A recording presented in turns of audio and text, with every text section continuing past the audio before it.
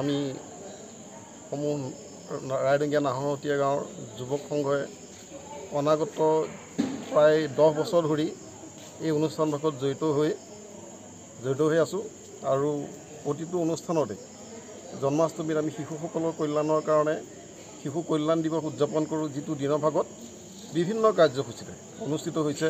যেনে ধৰি লওক বৰগীত গাইছে, কণ শিশুহঁতে নাম গাইছে, ঘোষাপদ গাইছে।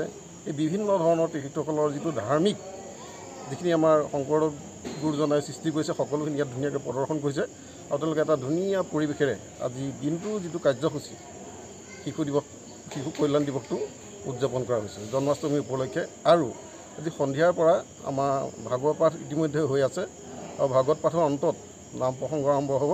তাৰপিছত সমূহীয়া নাম হ'ব।